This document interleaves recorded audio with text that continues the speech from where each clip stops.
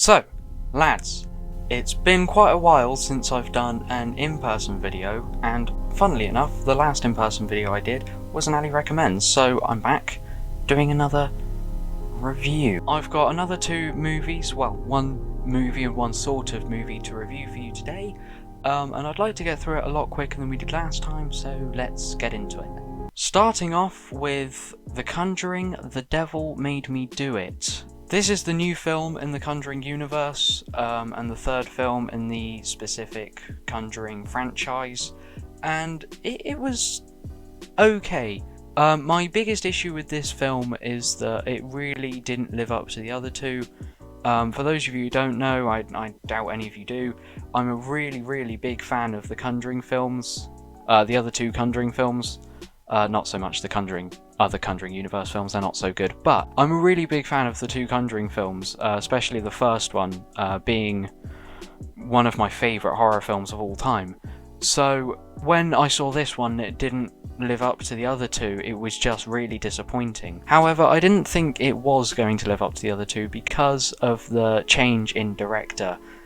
James Wan directed the first two, and now it's Michael Chaves or something, I don't. He directed the new one, and this is the first film of his I've seen, and I just didn't like his style. James Wan has a particular style to his filmmaking, and that's what I think works about his films. Even in Fast and Furious 7, he's got a certain style. Michael Chaves didn't seem to have a particular style. At times it felt like he was trying to replicate the other two, but it was quite a different film from the other two. It was more of a mystery than it was a horror, like a straight up horror. And while I like that they tried to do something new, I don't think it worked.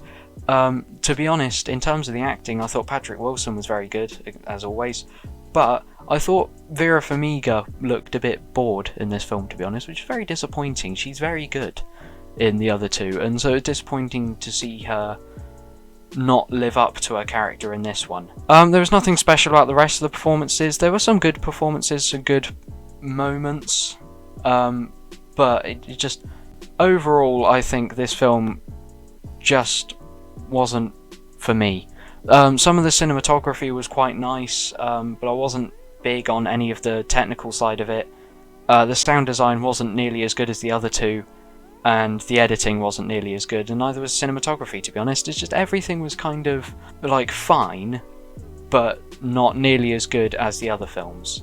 So while it was a kind of an okay film, you know, it wasn't a bad film by any means, I still had issues with it, and it's still very disappointing to me, and there were times when I was bored. There were moments that were dragged out. I didn't think it needed to be that long.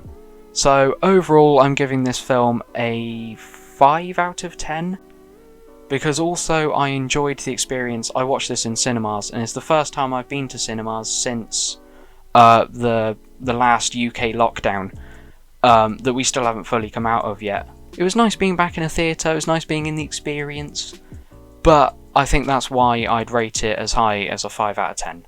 Okay, so the next sort of film I have to recommend is Bo Burnham's new stand-up special, Inside. Now, this was very good. For those of you who don't know, I'm a massive Bo Burnham fan, and I've been looking forward to this. When the teaser first came out, I was really excited for this, and it definitely lived up to the hype. It was funny, the songs were so unique and creative. That's what I love about Bo Burnham. He always finds a way to be unique. No matter how much he puts out, everything still feels new and different and original. The music was great, it was really funny. It wasn't as funny as his other stand-up specials, but I feel like the focus was more on the music than on than on the comedy. Like he said all the way through, the theme all the way through is, should he be joking at a time like this, and how funny can he be being locked in his house? Which is true to a certain degree, you know.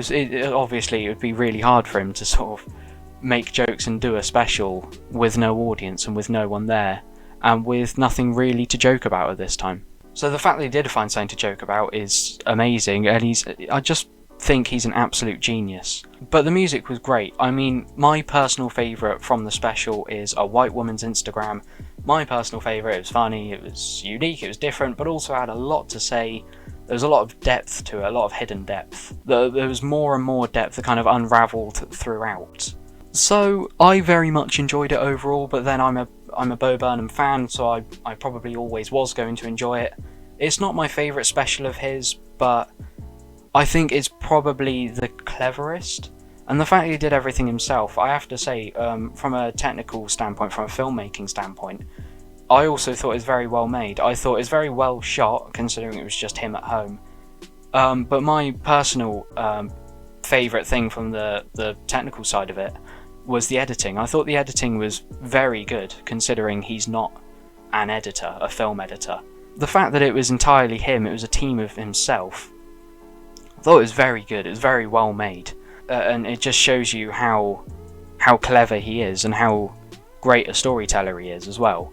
The fact that he can craft something like that himself whilst being stuck at home just shows you, really. So while it's not my favourite of his, it is probably arguably his best, and I totally agree with people who say it's his best one, but it's not my personal favourite. I'd have to give that to What, that's my personal favourite. But overall, it was very, very good, very, very enjoyable, and if any of you have Netflix, I'd really recommend it, and I'd give it an 8 out of 10. I would definitely rewatch it. There were moments when I wasn't so engaged, which is why it doesn't get any higher, but overall, I would rewatch it, and I would definitely recommend it. Okay, so that's it from me today, lads. Hope you enjoyed this video. It's been a little while, like I say. It's been nice to get back to it. It's a bit weird feeling, to be honest, stand up here and record a video like this. But I hope you enjoyed. Also, yes, I did have a new haircut. Hope you boys approve. Got a little ponytail going on back here. So yeah, overall, I hope you enjoyed this video. If you did, please leave a like. If you want to subscribe, go for it. And I will see you in the next one. Let me know if you want any more.